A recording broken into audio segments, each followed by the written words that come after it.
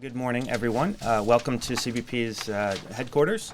Those of you in the room, we're excited to have you here. And of course, this is available also via Facebook Live and on DHS's Facebook page and on dhs.gov and also on CBP's YouTube channel.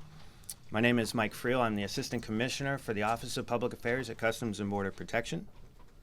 And today, CBP, Immigration and Customs Enforcement, and Citizenship and Immigration Services are here to present enforcement and removal numbers, border security efforts for FY 2017, and discuss the administration's immigration priorities. The principal officials who will present today are as follows: ICE's Acting Director, Thomas Homan; CBP's Acting Deputy Commissioner, Ronald Vitello; and CIS's Director, Francis Cisna. In your press kits, what you have are the principals' biographies, so you can look at those for quotations. Also, ICE's FY 2017 Enforcement and Removal Operations Report, CBP's 2017 Border Security Report, and DHS's press release. Today's press conference is on the record. A couple notes. Director Homan will begin with opening remarks, followed by Deputy Commissioner Vitello, followed by Director Cisna. Director Cisna will then turn it over to questions and answers, and so he will ask for you to raise your hands. For the first questions, we ask that you state your name, your organization, and then direct your question to the principal that you have the question for. We ask that you ask one question at a time to give your colleagues an opportunity to ask their questions as well. Also, if we don't get to your question, know that we will be available. The press staff will be available after this to take your questions, and so you can refer to Jonathan Hoffman from DHS Public Affairs for DHS questions, Dan Hetledge with CBP's press office, and Jonathan Withington from USCIS after the event. Also, we will be available this afternoon to go into a bit of a deeper dive on the data. There's a lot of data here. We understand that. We want to make ourselves available to you. So if you would like to attend that as well, or send somebody to attend that from your organizations, feel free to do that. CBP's deeper dive is at 1 p.m., followed by ICE's after that. And I think ICE's is at 2:15. Okay. So with that, I'll introduce you to Director Homan.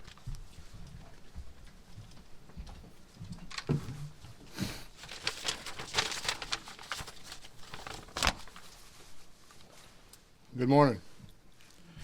Thank you for joining us. I want to begin by thanking DHS Acting Secretary Elaine Duke for her support of ICE and the work we do. Even though she couldn't be with us today, we appreciate her support. I also want to recognize CBP Deputy Commissioner Ron Vitello and USCIS Director Francis Cisna, who are joining me here today. They're terrific partners and friends, and we are working closely together in advance of our priorities that the Trump administration has set forth to fully enforce our nation's immigration laws. As part of that effort, I'm pleased to share some highlights and important results the men and women of ICE achieved during fiscal year 2017. As directed by President Trump, our efforts are focused toward enforcing the law and securing our border. And while we have made good progress and achieved a great deal this year, we understand there is much to be done. Throughout the organization, our deportation officers and special agents succeeded across a broad range of initiatives and operations, from dismantling illegal drug trafficking networks to arresting and removing aliens, including criminals who are all too often released back into our communities. As most of you know, our enforcement and investigative activities are handled by two distinct divisions within our agency: Enforcement Removal Operations, known as ERO, and Homeland Security Investigations, known as HSI. I'll start with ERO. In ERO, the most significant gains were made in administrative arrests and interior removals. As stated in the President's executive orders from January 25th regarding interior enforcement, ICE will no longer exempt any class of removable alien from potential enforcement activity. In other words, The officers are empowered to do their sworn duty and enforce the law as it was written and enacted by Congress. Administrative arrests total more than 143,000.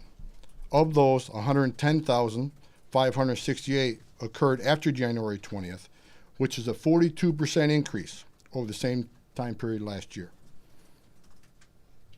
I read a lot of stories and comments over the past several months falsely accusing ICE of conducting indiscriminate raids and sweeps, arresting people at churches, arresting people at hospitals. I repeatedly said that is false.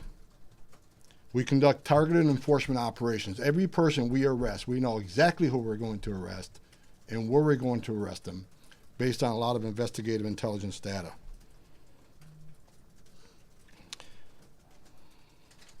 Here's the data that supports exactly what I just said. 92% of all aliens arrested by ICE this year had criminal convictions, were an immigration fugitive, or they were an illegal reentry. Well, that means they were formerly removed from the country and re-entered the country again illegally, which is a felony of it itself. This is also proof that ICE officers know how to prioritize without overly prescriptive mandates. We got 20,000 employees that do their job very well, and the numbers show they operate at perfection this year under the President's mandates. For those who say that ICE no longer prioritizes criminals, fact, we arrested more criminals this year than we did last year. These numbers speak to themselves. The men and women of ICE prioritize exactly as the mission dictated. The directions from the top may change, but the consistency and excellence of the results delivered by these deportation officers is steadfast. I couldn't be prouder of the men and women of ICE. Interior removals were also significantly higher in FY17 than they were the year before. In FY17, ICE removed more than 81,000 aliens from the interior of the country. Over 61,000 of those removals occurred after January 20th. That's an increase of 37% over last year. While the historic low in CBP's border apprehensions led to a slight decline in overall removals, ICE's strong interior enforcement efforts nearly made up all the difference. Overall removals are down because the border is under better control than it has been in 45 years. That's a good story. Finally, I'm happy to report that the number of countries who do not cooperate in the return of their nationals has decreased. Originally last year at 24 to 12 and now 9. Furthermore, the number of countries who are in danger of being labeled uncooperative has fallen from 47 to 36. We've also just issued visa sanctions to 4 additional countries in FY17, which sends a clear message: cooperate or face consequences. The results achieved by the Special Agents of Homeland Security investigations are equally impressive. First, our efforts to uphold public safety were strengthened by more than 4,800 criminal arrests made in national anti-gang operations. In addition, a renewed focus on identifying and dismantling the ultra-violent MS-13 gang led to nearly 800 arrests in FY17. That's an 83% increase over last year. ICE is also on the front lines of the fight against illegal narcotics trafficking that is contributing to the country's deadly opioid epidemic. Our special agents seized approximately 7,000 pounds of heroin and more than 2,300 pounds of fentanyl, a drug so deadly, just a few grams will be lethal. As I've said, these few statistics represent only a fraction of the success ICE's deportation officers and special agents achieved this year. A more detailed report of our results is available online, and we'll also be holding a press call later to provide a more in-depth discussion of these numbers. At the conclusion of today's announcement, I'll be happy to answer any questions you may have. As I said, this is positive progress, which the men and women of ICE have been able to achieve with existing resources. But like I also said, more needs to be done. We need to maintain the dedication shown by our personnel by matching it with more staffing resources as the President requested. We need to address misguided policies and loopholes that only serve as pull factors for more illegal immigration. The administration, taking into account the input of immigration law enforcement officers, has proposed several goals that seek to address these challenges. And I stand ready to work alongside my partners here today to advance these priorities. We sent a list of priorities and policy changes and judicial challenges to the Hill a few weeks ago. And I read a lot of media that they were created by the White House. There's nothing further from the truth. The three men on this stage wrote a majority of those requests to the Hill. These are requests based on a lot of years of experience on the front line on what we need to be even more successful than we've been this year to close those loopholes. We must continue to target violent gangs like MS-13 and prevent them from rebuilding what we've begun to dismantle. And we need to hold sanctuary jurisdictions accountable for putting innocent lives at risk by shielding criminal aliens from enforcement. These numbers are really impressive this year, despite the sanctuary city move that requires more resources and more work to find these public safety threats that were released back in the community by jurisdictions that want to call themselves sanctuaries. I want to thank you for your time. Now I'd like to turn it over to Deputy Commissioner Ron Patello of U.S. Customs and Border Protection. Ron?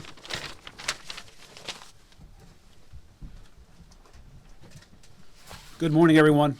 I'm honored to be here with my colleagues from ICE and USCIS. Thank you, Director Homan and Director Cisna. Before I get to the report and our numbers, I want to recognize the hardworking men and women of CBP. Working on the front lines, they do a lot to protect this great nation. They do an exceptional job, and we're very proud of them. Turning to the report, today we are releasing the CBP Border Security Report for fiscal year 2017. I want to emphasize that this is truly a team effort, so I want to thank the department as well as our partners in ICE and CIS. The report summarizes CBP's border enforcement efforts, which reflect our focus on counterterrorism, countering transnational organized crime, and protecting our southern, northern, and coastal borders. The report contains important data about enforcement, use of force, recruiting, hiring, and retention, and the border infrastructure and technology.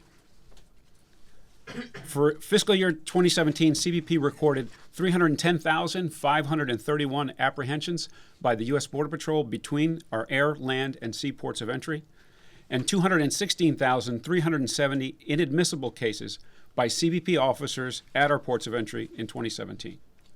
That's a 23.7% decline over the previous year. Illegal immigration along the southwest border in particular declined sharply from January 21st to April, which was the lowest month of border enforcement activity on record. In May, however, we began seeing a month-over-month increase in apprehensions and inadmissible cases along the southwest border, notably from children either as part of a family unit or unaccompanied by their parent or legal guardian. We remain concerned about the steady increase in the flow of unaccompanied children and family units from Central America. This trend is enabled by legal and policy loopholes which are exploited by transnational criminal organizations engaged in human smuggling and trafficking. CBP seized nearly $97 million in unreported currency, more than 2,300 firearms, and more than 305,000 rounds of ammunition through our enforcement processes. And CBP also played a critical counter-narcotics role, resulting in the seizure of more than 2.14 million pounds of narcotics and the disruption of more than 81,000 pounds of narcotics in 2017. We've also seen a significant increase in the seizure of fentanyl and other synthetic opioids over the past 3 years, from roughly 2 pounds in fiscal year 2013 to nearly 1,500 pounds in fiscal year 2017, and mainly through the international mail and express consignment facilities. I also want to mention the contribution of our air and marine operations. In addition to flying support for nearly 12% of all Border Patrol apprehensions, in FY17, air and marine personnel operating in the illicit drug transit zone in the Eastern Pacific and the Caribbean contributed to 155 seizure or disruptions and interdiction events, stopping over 209,390 pounds of cocaine. This effort is part of the Joint Interagency Task Force South, which coordinates long-range aerial patrols and surveillance missions as part of Operation Martillo. Use of force. The job of the men and the women who wear the uniform is dangerous. Despite the decline in apprehensions this year, assault on CBP's agents and officers increased by 44.8% to 847 in 2017. Meanwhile, CBP law enforcement officers' use of firearms declined to a record low of 17, a 69% drop from a high of 55 incidents in 2012. This trend follows a number of CBP initiatives recently undertaken. Creation of the use of force investigative teams, use of force review boards at both the national and local levels, enhanced scenario-based training, improved reporting, and the creation of the Law Enforcement Safety and Compliance Directorate. We've also been more transparent in our response to the use of force incidents, posting data on our website and releasing the results of the National Use of Force Review Board proceedings. Recruiting, hiring, and retention. As many of you know, CBP has faced and continues to face challenges in hiring and retention.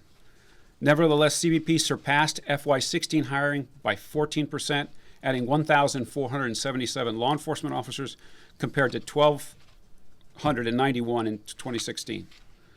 The administration has instructed us to hire an additional 5,000 Border Patrol agents.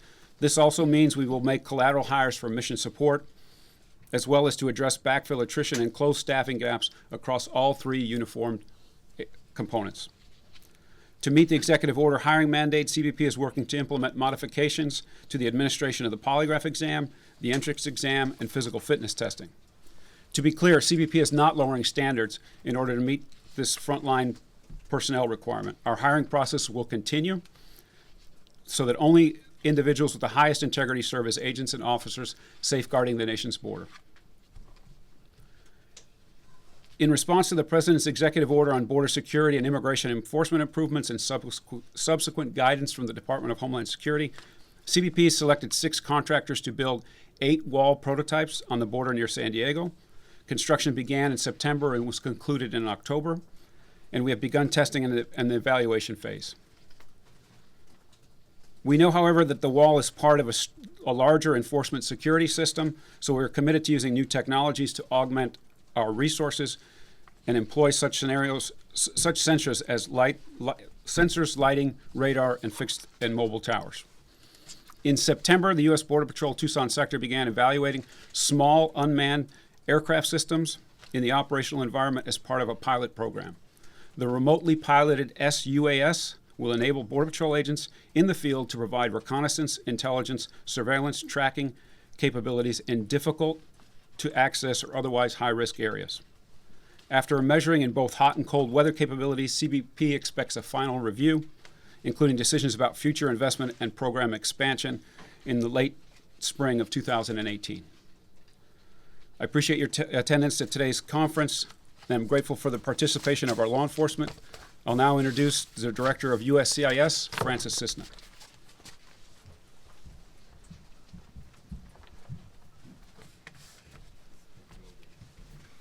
Thank you, Ron and Tom, for the invitation to appear with you today.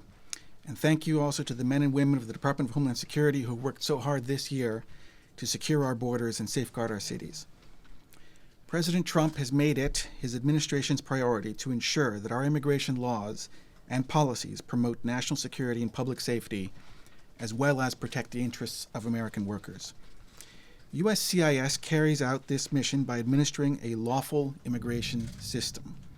We strive to safeguard the integrity of the system and to ensure that those who immigrate to the U.S. share our civic values and seek to make positive contributions to our nation.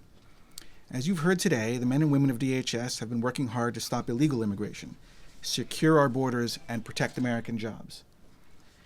USCIS is proud to partner through our Fraud Detection and National Security Directorate with federal law enforcement to provide critical information for immigration enforcement initiatives. Cite as an example the recent Operation Matador gang enforcement action that USCIS helped with. President's priorities ensure that our immigration system aligns with the needs of our economy and protects against ever-evolving national security threats. Among these priorities are ending extended family migration, ending asylum abuse, and shifting to a merit-based immigration system. Extended family migration is a process by which extended family members, nieces, nephews, and others outside the immediate family unit are admitted to the United States through a family-based chain. Preliminary data for fiscal year 2017 shows that 2 out of 3 of our 1 million plus immigrants were admitted in family-based categories. Only 66,000 of that 1 million lawful permanent residents were admitted based on their skills or job offer. We also need to ensure that undeserving individuals are not exploiting the asylum system to remain in the United States. This requires tightening our asylum standards and imposing penalties on individuals who commit asylum fraud. Thousands of frivolous or fraudulent asylum claimants are released into the country each year, pending their court date, often years in the future. We must take action to bring integrity back into the asylum process. We also need Congress to help us protect the American workforce by requiring E-Verify and strengthening laws to stop employment discrimination against U.S. workers. Overall, our immigration system works best when CBP, ICE, and USCIS come together to stem the tide of illegal immigration to our country through strong border and interior enforcement, coupled with common sense immigration policies that prioritize America's safety, her workers, and our overall economic success. These key priorities are the guideposts for ensuring the security of our nation and its citizens. Thank you. So at this point, we are happy to take questions from the press. Yes. Laura Meckler from the Wall Street Journal. I have a question and then a quick statistical query, which I'm not going to call an actual question. For you, Ron, my question is about, given the historic drop in apprehensions at the border, why is it necessary to spend billions of dollars on a border wall at this point? And my question for Mr. Homan, maybe you'll give this later, but can you provide you talked about the percentage of the arrests that are of criminals. Of course, your definition of criminals is different than the definition used by the prior administration. Can you give us well, it is, because you have a broader definition of what qualifies as a criminal. Can you give a definition, a percentage based on their definition, so we can see some apples to apples comparisons? So on the question about We can't hear you unless you get to the microphone. Oh, very good. So regarding your question on the wall, we're not just asking for a barrier at the border. That's one of the tools in the toolkit. We're asking for increased situational awareness. We're asking for an enforcement zone at the immediate border. I've been in the Border Patrol for quite a while. I've been in situations where we failed to predict surges in illegal activity. It's good that the numbers are down, that the border's in more control than it's been in quite some time. But this is a time to us to accelerate those gains, and having an enforcement zone and having the equipment for our agents to operate safely and will prevent future problems for us. If I can answer your question about the percentage of criminals. First of all, the definition of criminals haven't changed. Criminals still those who have a criminal conviction. I think that's at 72% of those we arrested had a criminal conviction. The issue is, under the last administration, they had to have a criminal conviction to even put a detainer on them, which means you can be arrested for a serious crime, be in a county jail. We weren't even allowed to put a detainer on them, even though they're in the country illegally, and were arrested for a significant crime. That was bad. So this administration is making sense of that.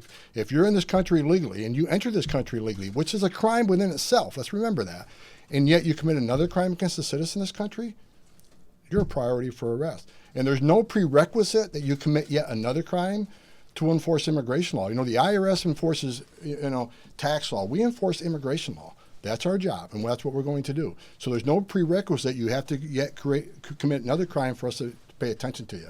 Now, the numbers 92% are important. Here's why, because vast majority of them criminals. We arrested more criminals this year than last year, which kind of takes the wind out of the sails of people say we don't prioritize criminals anymore. We absolutely do, and the numbers prove it. But the remainder numbers of the fugitives, these are people at billions of dollars of taxpayers' money to patrol the border, have immigration court detention. Billions of dollars of taxpayers' money, give these people due process.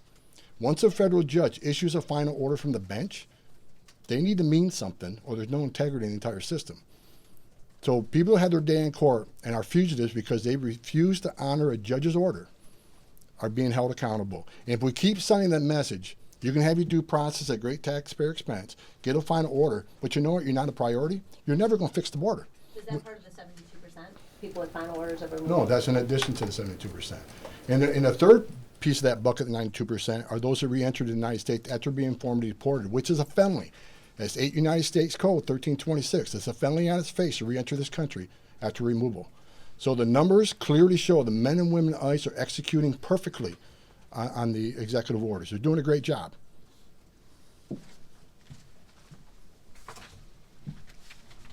Ma'am? I'm so sorry, I just want to follow up on Laura's question there. I mean, the argument the president has made is that we need to have a border barrier because people are pouring over the border, drugs are pouring over the border. Your statistics show that there are fewer people coming over. So can you just explain, kind of for people who are listening, people who are watching, why we still need to have that physical barrier there? We in this society and all of our lives, we use walls and fences to protect things. It shouldn't be any different on the border. The traffic is down. That's a good thing, but we're still challenged with access. We're still challenged with situational awareness, and we're still challenged with security on that border. And so, to take the 1,000 arrests a day to say that we're finished, it's not stating what the facts are. We're still arresting nearly 1,000 people a day coming across the border. Most of that on the southwest border. So we want to have more capability. We want more agents. We need more technology, and we want that barrier to have a safer and more secure environment. If I could add to that, I've been asked that question a lot. I did start my career in the Border Patrol. Me and Ron pretty much started together a long time ago. Look, they built the border wall in San Diego. Numbers went down tremendously. They built in El Paso, went down. They built in certain parts of Arizona, went down. Every place they built a wall or barrier, it has decreased significantly the illegal crossings. Why would we not want to build a wall? What is the cost of national security and public safety? Why not make that investment? It's a wise investment. It's going to make this country safer, and it's going to drive the numbers even lower. I think it's a wise investment based on my 34 years experience. Ma'am? I'm Claudio Seda with Univision Network. My question is for you, Director Coleman. ICE arrested an immigrant that spoke to the media, and activists are saying that was an act of retaliation. Is that true? What do you have to say about that? I'm not surprised the activists make that claim. We get a lot of allegations every day. Absolutely, there's no claim. There's no truth to that allegation. If the person was here illegally and he came to our attention, we did our job. We did our sworn duty, and we did the job that enforcing all that Congress enacted. Again, I want to make it clear that the president's made it clear in executive orders. There's no population off the table. If you're in this country illegally, we're looking for you, and we're going to look to apprehend you. You get your day in court, but I try the day in court. And the decision is you're going home and going home.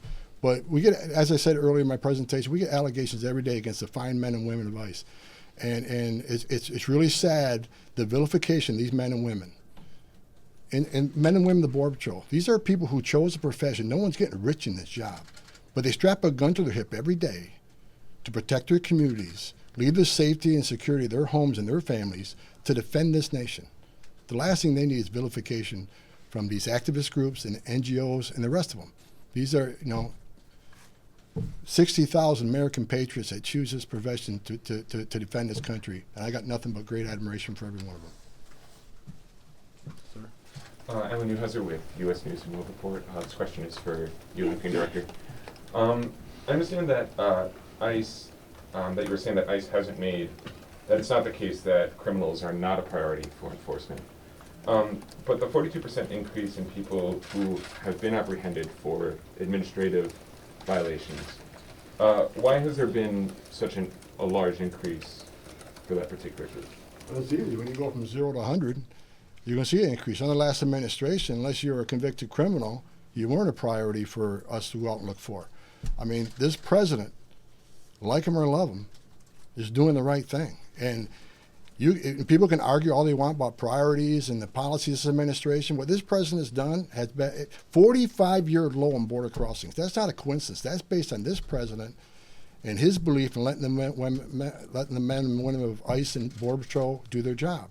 As far as the 42% increase in the non-criminals, we got to remember who they are now. These are these people who had their due process in the eyes of the law in front of a judge who got a final order that needs to be executed. If we don't execute them, you're never going to fix the border. As long as people think they get by the fine men and women of the Border Patrol, no one's looking for them, those days are over. We're looking for them. And that's why when I testified a few months ago, a lot of people, were attacking me on that you need to look over your shoulder. It's not okay to violate the laws of this country. It's not okay. So you should be concerned, just like you and I would be concerned if we go speeding down the highway, we're going to get a ticket. Or we lie on our taxes, we're going to get audited. If you choose to violate the laws of this country, you should be concerned that ICE is looking. That's the way it's supposed to be. And the rest of that non-criminal, we're talking about people that re-entered the United States after being removed. That is a felony on its face. So if you look at what our priorities were on the criminals or re-entries and the fugitives, we said our priorities all along, which people said we didn't prioritize, 92% is pretty much perfection in the execution. Now let's talk about what the other 8% was, a collateral arrest. Let me tell you where most of those collateral arrests come from. They come from so-called sanctuary cities. When you release a public safety threat to the public, that is just foolish. It's stupid. And they say they're protecting the immigrant community by not working with us in the jails and on these criminal aliens. First of all, it's a public safety issue. It's an officer safety issue where the men and women of ICE can't go into safety, security, and privacy of a county jail to take a public safety threat into custody. Now we're forced to go out into their neighborhoods on their turf would have access to who knows what weapons to make these arrests, making the job of my officers even more dangerous. So we're going to arrest them either way, which means if I can't get them from the jail, now we got to go find them at their homes or their place of business. Chances are when we go to their homes or place of business, we're going to find other illegal aliens that weren't even on our radar to begin with. Now they're on our radar. So this falsehood is being pushed out there that sanctuary cities protect immigrant communities. No, they put immigrant communities at risk of more arrests because they're forcing their hand to go into neighborhoods. Sir. I just want to rephrase the border wall question for Mr. Patello. So my question is, during the campaign there was talk about, sea to shining seawall. We've moved on from that, and you've requested $1.6 billion for targeted 74 miles. Given the drop in border traffic, do you anticipate that this will be sort of the final request for a border wall, or do you anticipate making another request in the next fiscal year, in the next budget cycle? So the walls we have now work. The walls that we're asking for are going to help us do better. But the plan is we've evaluated, the folks in the Border Patrol have evaluated the entire border.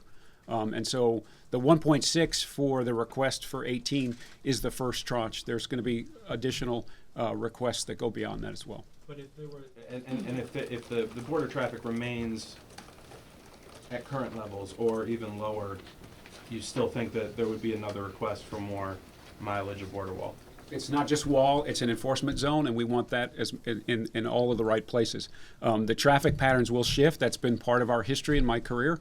And so we have to shore up where we need it the most now, which is the Rio Grande Valley and some replacement wall in San Diego. Those are the two priorities for next year. And then the traffic will change, and we'll adjust our priorities for the further on, but we need to be ready for the next push. So we're not just what we're going to do next year, but what we're going to do on the follow-on years. Yeah, Maria Pena with Open Unit. Thank you for doing this. During the campaign, the president pledged to his base particularly a massive deportation plan of all 11 million undocumented immigrants here. So based on the trends that you're seeing both on the border and interior enforcement, are you on track to meeting that promise, fulfilling the promise of deporting 11 million people? I think he said within the first year. I forgot the time frame, but are you on track to meeting and fulfilling that promise? Look, I won't speak Border Patrol. I think ICE we're hitting on all cylinders with our current resources. The president's asked for 10,000 more officers. We certainly need them. A large amount of those will be deportation officers to look for the criminals hit the street and to look for those who are fugitives. And there's going to be a tranche of those officers. Also going to be special agents who are going to work worksite enforcement cases, immigration, alien smuggling, alien trafficking, and so forth. So I think we're hitting all cylinders now. The numbers are very impressive considering this president's only been in power since January. A 40% increase in interior arrests is impressive. Over nearly a 40% increase in interior removals, impressive. We're going to keep enforcing law. Now, we've asked for, the president's asked for 10,000 more officers. Last year, I asked for 51,000 beds, and we'll see where Congress comes out with the president's budget. We need more resources. And what's more important, we've made some great strides this year, but all three of us said we need more to get this thing done. We sent out a list of policies up to the Hill asking for changes in certain policies and regulations so we can, enforce the law in a meaningful way across the board. So I hope that answers your question. I mean, as far as our resources are concerned, I think we're doing a lot. We have time for one more question. Yes, I'd like to ask a question. There was a bakery up in Massachusetts where they recently, your agencies forced them to let go of 800 illegal immigrants. The shocking thing is that wages for Americans went up, and I'm wondering if you're going to do any more of these inspections of workplaces to help Americans. Absolutely. I mean, we got to get rid of the magnets. That's one of the reasons for illegal immigration. If they think come here and get a job, and it's illegal to hire somebody that's not authorized to work in this country, illegal alien. So, did we force that bakery to release those people? Well, yeah, we're enforcing the law. They can't hire people that are not authorized to work. As I said a few months ago, I have asked HSI, Homeland Security Investigations. I want to see at least a 400% increase in worksite operations. I think it's and we're not just talking about arresting the aliens at these work sites and putting them in front of a judge and having their cases heard in court. We're talking about employers who knowingly hire these people who are not authorized to work. And we still prioritize our work. Those who engage in peonage and work slavery, and those who are trafficking in people. And, we prioritize what we get. Again, we only got so many resources. We got to prioritize everything we do. But worksite enforcement is a big part of that plan. That's why we need to support E-Verify. That's one of the things we ask Congress to do. We need to have a legal workforce. And I know, Francis, can you add to that at all about what we're asking for as far as No, that's right. I mean, the case that you just deduced, that baker in Chicago, is a perfect example of how worksite enforcement works. If you enforce the laws and prevent people who aren't supposed to be working from working, it's only for the good, for the American worker. In that case, I think the articles that I saw about that indicated that wages went up. There was that Smithfield hog processing facility back in North Carolina about 10 years ago, same story. So worksite enforcement's good. My agency supports it wholeheartedly. It results in absolute protections for American workers. Yes, and I noticed in that case you went after the labor supplier. The companies are not liable, from what I understand. If they hire their labor through a labor broker, they all pretend it's illegal. Or is there any chance you're going to go after the executives of the companies which hire the labor brokers to protect them legally? Look, it's a case-by-case basis. Every investigation is a little bit different. Homeland Security investigation will do a thorough investigation. We'll try to identify everybody that had violated the crime. Hold everybody accountable that knowingly violated the law. That's the way it has to be. Every case is going to be different. Sometimes there's going to be executives that are indicted. Sometimes there's not. It all depends on who knows who knowingly violated the law. But we're going to run every one of these investigations to the ground and hold people accountable for violating the laws of this country. Ladies and gentlemen, this concludes our presentation today. Of course, if you have follow-ups, you can contact Liz Johnson with Immigration and Customs Enforcement, Jonathan Hoffman with DHS, and Jonathan Withington with USCIS, who will be in the room. And again, we're going to have follow-up, deeper dive conversations. If you'd like to attend those, you can talk to those points of contact.